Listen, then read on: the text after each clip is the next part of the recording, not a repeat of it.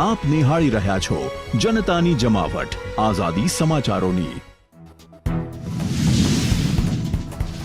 અમદાવાદમાં ભારે પવન સાથે વરસાદની આગાહી। આજે 10 થી વધુ જિલ્લામાં મેઘરાજા હિત વરસાવશે। વહેલી સવારથી અમરેલીમાં વરસાદ શરૂ। અફઘાનિસ્તાનની સફર સેમીફાઇનલમાં ખતમ। સાઉથ આફ્રિકાની ટીમ પહેલીવાર વર્લ્ડ કપની ફાઇનલમાં ચોકર્સનો ટેગ હટ્યો। 96 વર્ષના અડવાણી એમ્સમાં દાખલ। યુરોલોજી વિભાગની દેખરેખમાં સારવાર હેઠળ, હાલત સ્થિર। રીલ બનાવતી યુવતીને મોત દેખાયું। વિડીયો ડાન્સ શૂટ કરવા વરસાદમાં ટેરેસ પર ગઈ। અચાનક વીજળી ત્રાટકતા જીવ બચાવીને ભાગી।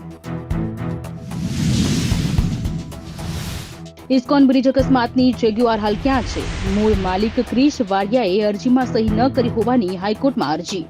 ગાડી છોડાવવા અરજી કરનાર વકીલે કહ્યું, ક્રિશની જ સહી। ટ્રાફિકની સમસ્યાને જોતા ઓડાનો નિર્ણય। શિલજ સર્કલે 120 કરોડના ખર્ચે 834 મીટર લાંબો 6 લેન બ્રિજ બનશે। 1 લાખ લોકોને રાહત થશે।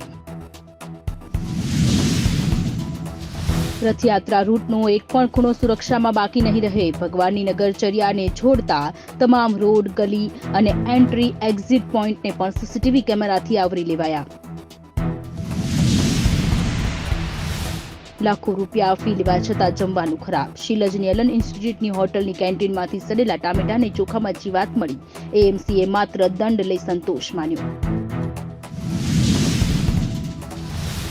પોલીસ કમિશનરનો તપાસનો આદેશ। માંજલપુર પોલીસે દુષ્કર્મની પીડિતા પાસે આરોપીને પકડવા માટે 1.5 લાખ પડાવ્યા।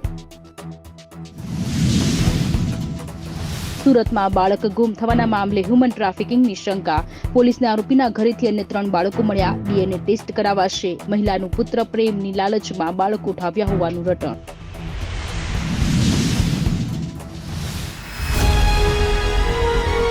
આપ નિહાળી રહ્યા છો જનતાની જમાવટ આઝાદી સમાચારોની।